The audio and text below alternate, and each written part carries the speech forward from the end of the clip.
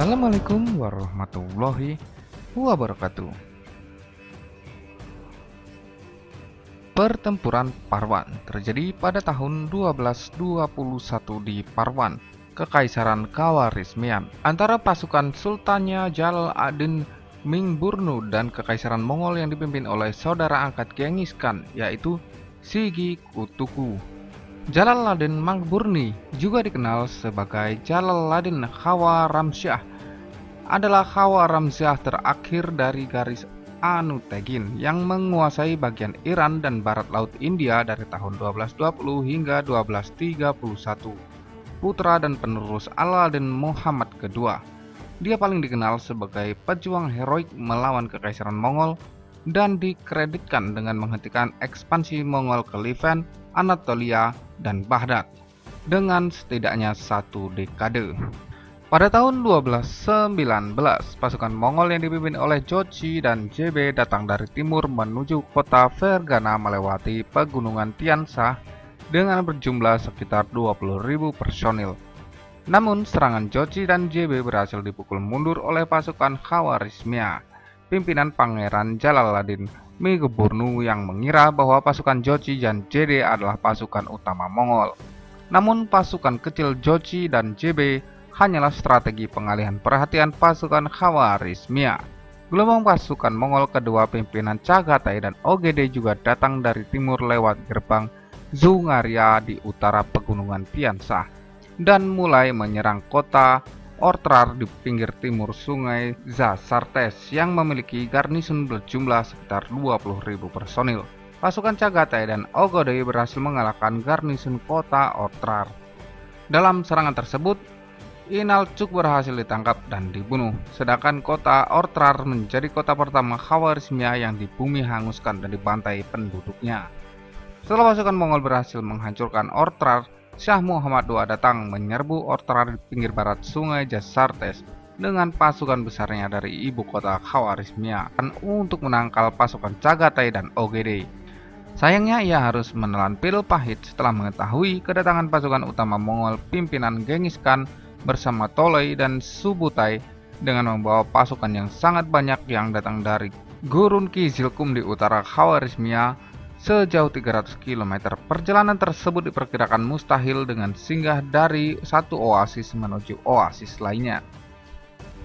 Pasukan Genghis Khan yang baru tiba mulai menyerbu kota Bukhara di sebelah barat Samarkand. Pertahanan kota Bukhara sangat lemah.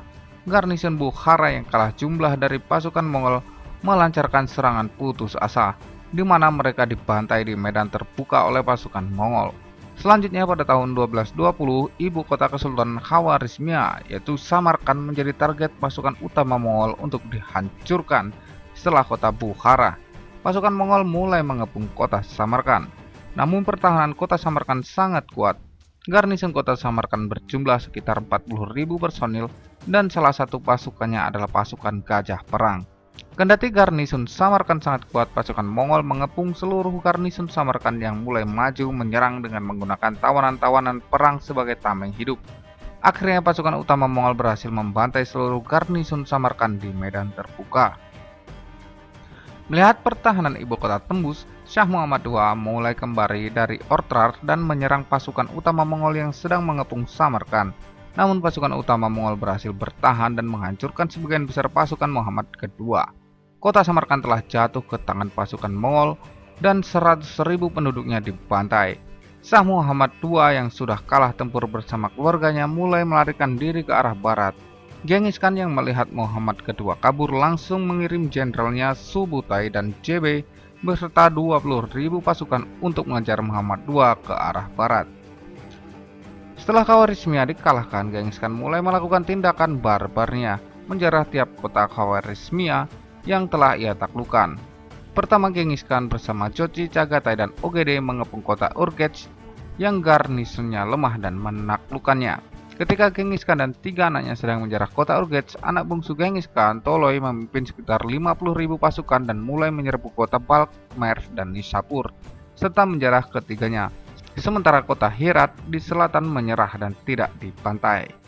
Melihat negerinya sedang dibantai oleh pasukan Mongol, Pangeran Jalaluddin yang sedang mengungsi dari kota Fergana ke pegunungan Tian Sha mempersiapkan sekitar 60.000 pasukan berkuda pemanah yang terdiri dari pasukan Turki dan pasukan Afgan dengan masing-masing berjumlah 30.000 personil. 30.000 pasukan Mongol pimpinan seorang bangsawan Mongol dari suku Tartar, Siki Kutugu berangkat sendiri tanpa menunggu Genghis dan mulai mengejar Jalaluddin hingga ke lembah Parwan yang berjarak 50 km di utara kota Kabul, di mana pasukan Mongol dan pasukan Khawarizmia bertemu. Pasukan Mongol tidak menduga kemampuan pasukan Jalaluddin yang akan menjadi kekalahan pertamanya. Di Parwan inilah pertempuran terjadi.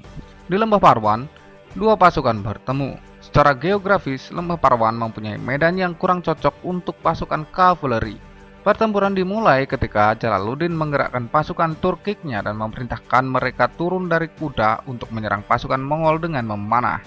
Kemudian terjadilah pertempuran adu panah antara Mongol dan Khawarizmia. Pasukan Khawarizmia memanah lebih mematikan dari pasukan Mongol dikarenakan pasukan yang tidak menunggangi kuda menembak panah lebih akurat dari yang menunggang kuda. Kendati demikian, kedua belah pihak masih bertahan dalam posisi mereka masing-masing. Keesokan paginya, pasukan Khawarizmia dibuat geger ketika pasukan Afgan Khawarizmia mendapati berita bahwa pasukan Mongol diperkuat dengan bertambahnya jumlah personil mereka. Namun Jalaluddin meyakinkan pasukannya bahwa semua akan baik-baik saja agar pasukannya tidak mengalami kejatuhan moral, serta memerintahkan mereka untuk turun dari kuda dan maju perlahan-lahan. Pada kenyataannya, pasukan Mongol hanya menggunakan orang-orangan sawah yang dinaikkan ke atas kuda untuk menggertak pasukan Khawarizmia. Melihat pasukan Khawarizmia yang sudah maju tanpa kuda, Kutugu memerintahkan pasukan sayap kirinya untuk menyerang pasukan Afgan Khawarizmia dengan tembakan panah. Namun lagi-lagi mereka terpukul mundur oleh pemanah tanpa kuda Khawarizmia yang lebih akurat. Puncak dari pertempuran Parwan ini tiba dengan majunya seluruh pasukan Mongol pimpinan Kutugu dengan beradu panah kembali dengan pasukan Khawarizmia. Pemanah Khawarizmia yang memanah lebih akurat mulai meruntuhkan pemanah Mongol satu persatu. Melihat kekalahan pasukannya, Kutugu bersama sisa pasukannya kabur kembali menemui Genghis Khan yang sedang menjarah.